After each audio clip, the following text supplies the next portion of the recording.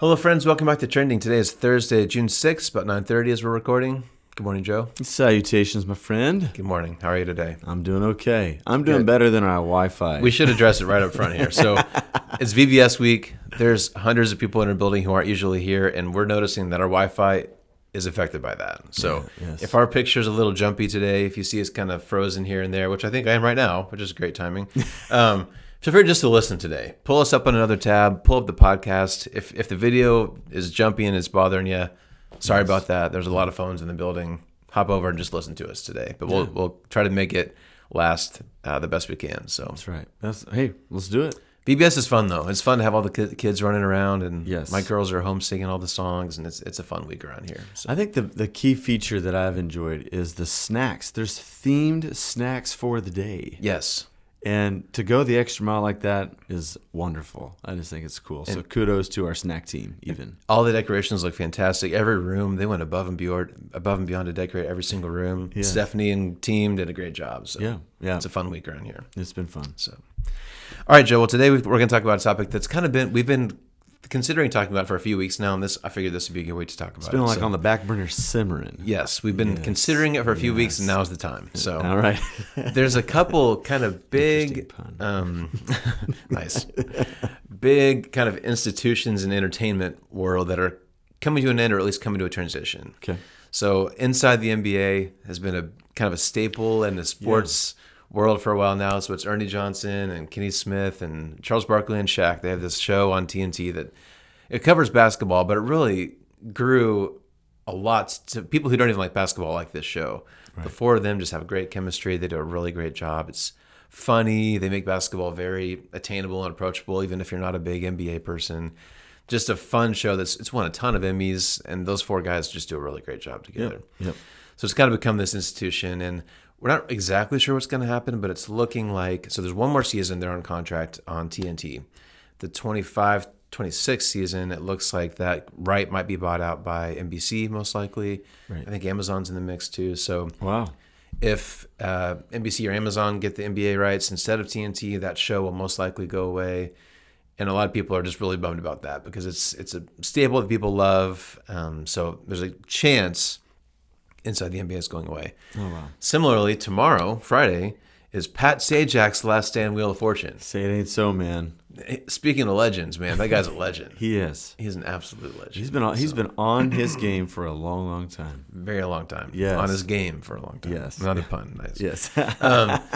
So I think they've done a pretty good job. They leaked this last year. They kind of said we've got another year, so plenty of time for him to kind of a farewell tour, I guess, if you will. Yeah. Ryan Seacrest has taken over for him, I think late in the fall maybe, because that guy needed one more job. That's right. The guy's everywhere. And they kind of look alike, like have you seen the two of them in the same room? I don't think so. Maybe it's a weird time travel multiverse situation. Yes, it is. Right, heard it here first. Yes. So we got Pat Sajak transitioning out, and we got Inside the NBA potentially phasing out. So I just thought it'd be kind of interesting to talk about, like, how do you end something well? Like if you're in a season where you know the end is coming or the end might be near, what's a kind of wise, biblical, Christian way to handle that well? Yeah. I'll toss one more thing at it, actually, then I'll get your thoughts. I read an article this morning, an interview with Charles Barkley, talking about potentially Inside the NBA leaving. And he, in typical Charles fashion, he's not pulling any punches. And he says, these guys at TNT, they're not really handling this very well. He said, there's all these rumors, there's all these articles, but according to Charles, no one's spoken to the four of them directly. So TNT's, pitching all these options. There's all these rumors, but they haven't really heard an official word from their bosses at all. Yeah. And Charles was saying, I'll be fine, but I feel bad for the camera and the mics and the all the sound crew and whoever. They're kind of living day by day, but not sure what their future holds. And so it seems like TNT is maybe not modeling a great way to handle transition. So what would you say for people if they're in a season like that? What are some things we should consider? I guess give yourself some grace. Because one of our superpowers as humans is to reflect.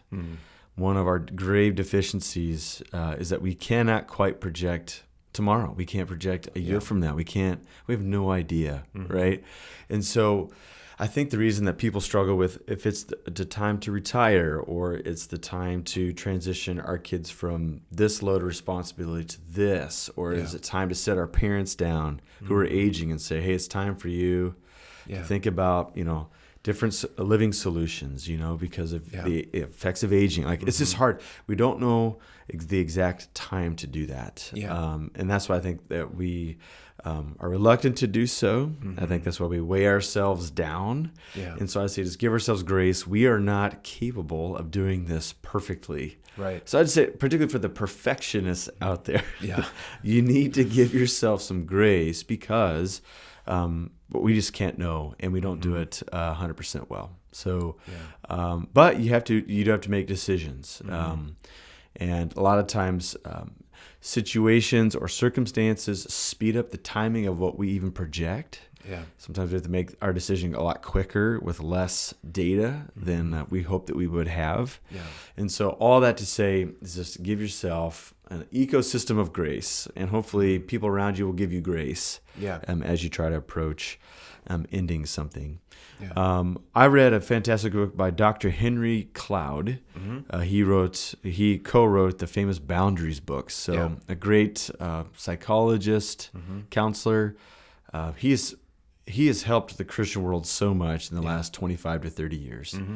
He's even got a website called Churches That Heal, where a bunch of different topics. He shot these short videos on all these topics, from mental health to grief to issues like anger and things like that. Yeah. So he's been a guru.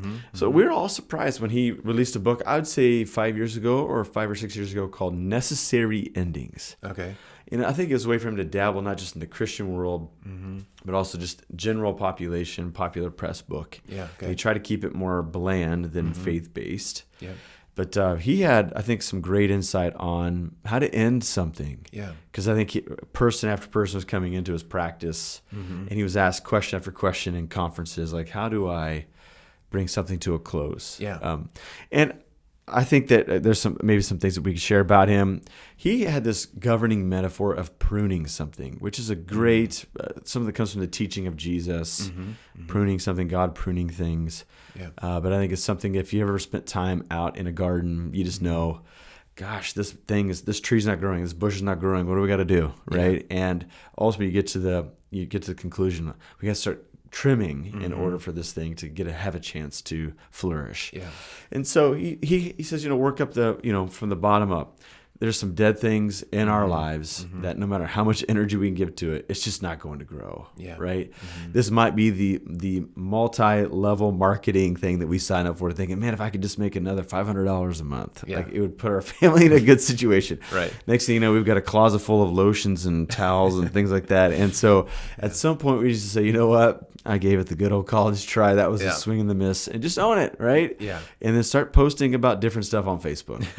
Like Right. we don't need to know about this wonderful business opportunity, right? Yeah. And so he says, okay, the things that are dead, cut those things out. That's the easiest thing, perhaps. And then he says the next level is pruning the sick but not the dead. So things that still got some life in it, but man, you're just tending to it way more hours, way more time and energy than you probably should give to it. Yeah. Go to that thing. The hardest thing, though, is the things that are good, but they're not great. Yeah. Right? That's the tough stuff, because we only have so much bandwidth in life. Yeah. And so he says there comes a time in a maturing person's existence where you have to say, I just got too many hobbies, or our kids are doing way too many things. They're good things. Like we're connected with great people and they're enjoying it. And we get a medal at the end of every season. And they say that they enjoy it. And there's a good chance that maybe they could play at college if they go to Sterling or Friends or something like that. But it's not the best thing. But we're like, but time is slipping away. Like we want to do more formative stuff with them, not than just like activity stuff. But we can't get to the formative stuff that are like directly formative because we got the activity stuff going on. And so you got to make this really gut-wrenching decision to say even goodbye to those things. And so I think what Cloud would say is you just got to reckon with how much time do you have, how much bandwidth do you really have, what's great, what can you pursue that's great, and ultimately remove those things away so that we can get to those things ultimately. Yeah. But once we come back to kind of end where I began here, you got to give yourself grace, because it, really that whole process starts with a confession. I can't do everything. I don't know what tomorrow holds. Yeah. But what I do know, can I start making some decisions based on that pool of data that I have now? Yeah. Yeah. That's good. That's where, if we go back to the Sajak and the inside of the NBA guys, they're very similar situations, but they're also very different because from the outside, it looks like Pat Sajak, Will Fortune, maybe he's doing what you're doing because he's, from everything we're hearing, he's leaving on his own. He's just retiring. He's kind of ready for a new season. And on one hand, I'm sure it's hard to quit a job like that. I'm sure it's got to be at least kind of fun, and it's steady income, and you're on TV every day. And so even if it gets exhausting in the schedule, I'm sure that's all true too. But on one hand, I'm sure it's hard to say no and walk away from that. But maybe he's doing the pruning and just making space for other things in his life. So maybe that's kind of a good example. Yeah. Inside the NBA guys, this is out of their hands, right? Right. So I think sometimes we're in the position where we're lucky enough to be able to have some control over transitions, and sometimes we're not. So for our friend Charles Barkley, who I'm sure is watching, what if they're in that situation where a change is out of their control? What advice do you give for that? One of the things that Cloud brought up in his book, I remember this entry vividly. He was dealing with a woman who was a widow, and but she had still plenty of years left if she wanted to pursue another romantic relationship. But she felt guilty because she loved the man that she married and who passed away, and she didn't want to. She didn't want to, like, I don't know, bring shame to him or to give anyone else the sense that maybe she wasn't grateful for their relationship. And so ultimately, like, this is like getting to the point where her kids, even the kids that she had from that family and marriage, they're like, Mom, get back out there. Like, I mean, there's guys hunting you down, you know? And so, but she felt she just couldn't get over that. She couldn't take off with the wedding ring. She couldn't quite, get her mind there if she was going to do that. Yeah. And so Cloud, he said, sometimes a ceremony of sorts was necessary where you can honor the thing that has you've been able to enjoy, but it's coming to an end. And in this case, it was against her wishes. Like, she wanted to marry this man all the way to the end, right? Outside of her control.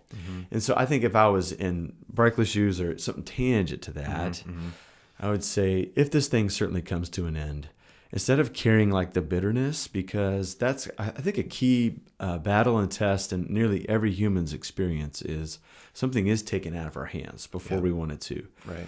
And we got a fork in the road there. Could we go away rejoicing after that's over, or do we carry this bitterness? Yeah. And the Bible, I love how the writer of Hebrews talks about there's like a root of bitterness that grows other sort of maladies in our life. And so I think once they get to that fork in the road, is there a way for Barkley or those with a similar experience to have a ceremony to celebrate, to rejoice all that they were able to experience? They kind of pivot from there and say, okay, now I'm prepared with a ready heart for something that might be new out there that I wasn't quite expecting. But this thing needed to get out of the way. Even though it was good, it needed to get out of the way so that I can be prepared and ready to embrace something new.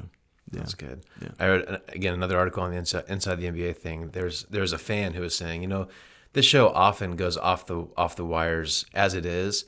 Imagine if these guys know it's their last season. Yeah. Imagine what's going to happen. It's going to be amazing. Just mayhem. Every night's going to be mayhem, but kind of maybe in a way that could be fun. Part of the healing process is like, let's go out on a bang and let's just enjoy this last season. Let's be the crazy people we are and just enjoy this ride while we have it. Yeah. So on one hand, maybe that's, I guess maybe you could say it's immature on one hand, or are they just soaking it up and enjoying their last ride together? And that might be a healthy approach, kind of the ceremony thing. Yeah, so. And unfortunately, the scripture, like, it's tough. Like, I think that the ancient wisdom of the audiences of the Bible, I think they were trying to reconcile, like, how do we do a good ending? Yeah. You definitely see examples of people not with the greatest of endings.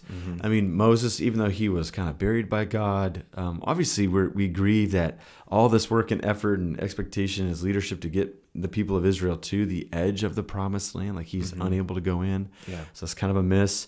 We're a little bit, I think I'm disappointed in David, not that it matters to me, but like at the end of his career as king, he's like plotting with his kids about who to assassinate and who to like take off the chessboard so that his son's reign can be solidified. Like that's not great. Yeah. I think one that there's a couple in the New Testament that I really enjoy. I mean, Peter and Jesus's showdown of sorts at the end of John's gospel, I think it's heartwarming.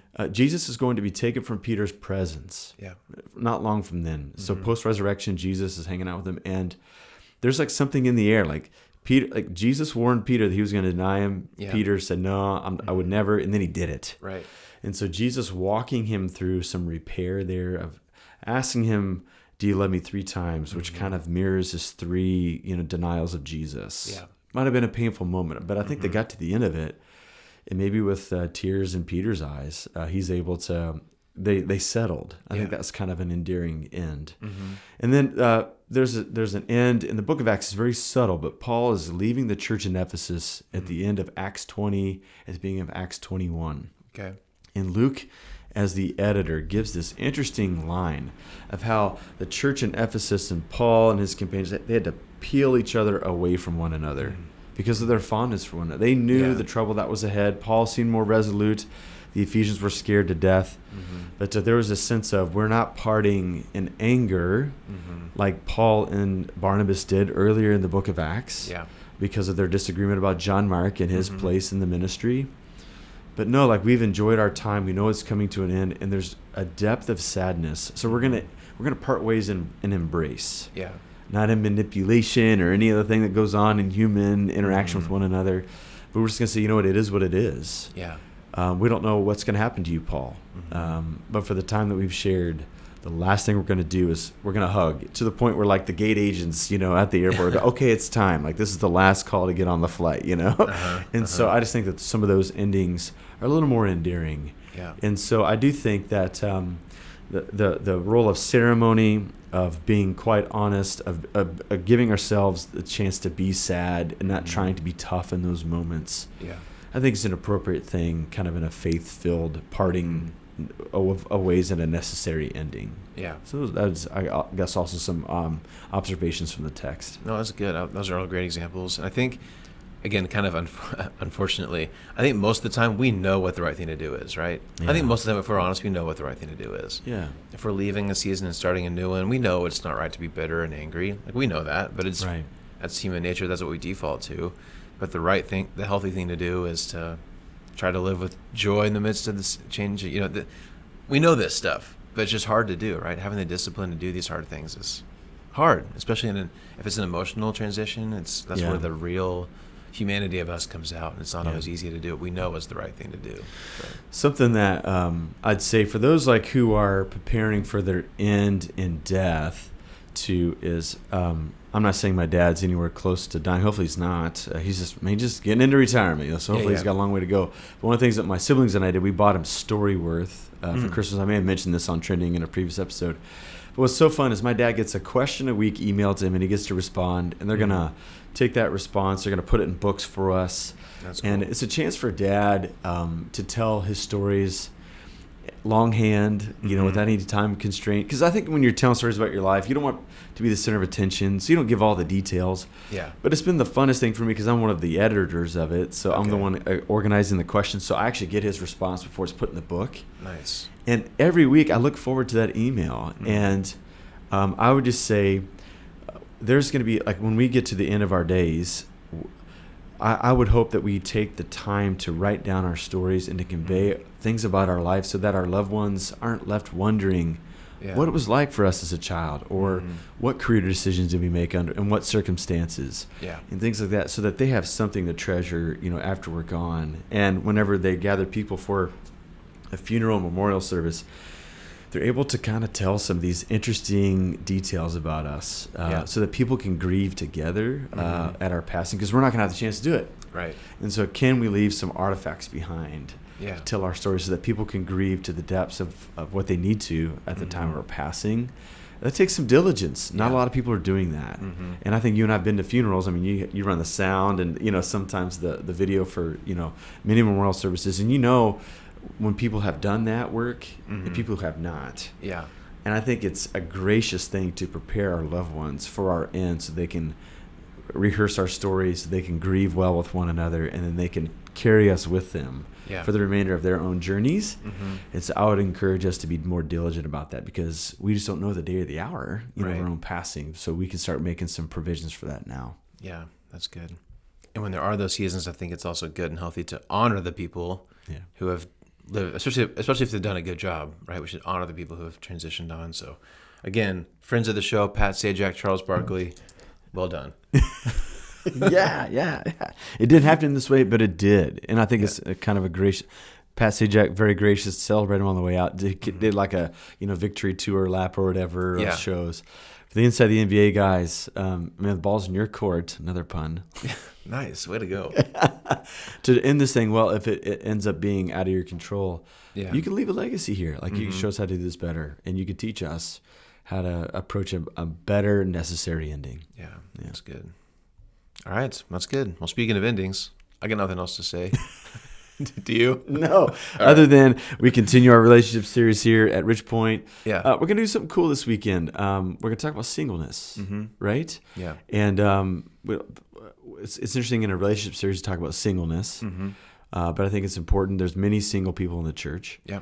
And they've got a story to tell too. And so we're going to wade into those waters. And I'm excited. I think it's going to tend to some people's souls in a unique way. So I I'm think looking it'll be forward good to it. too. Yeah. We won't spoil it, but it's going to be Brent and some friends on stage. Brent and friends. That'll be interesting. That'll be a good week. I'm looking forward to it Yeah. too. All right, we'll hope to see you then, either in person or online. And we'll plan to be back here again next Thursday. Yeah. So Yeah. thanks, See you next guys. time. Have a great day and week.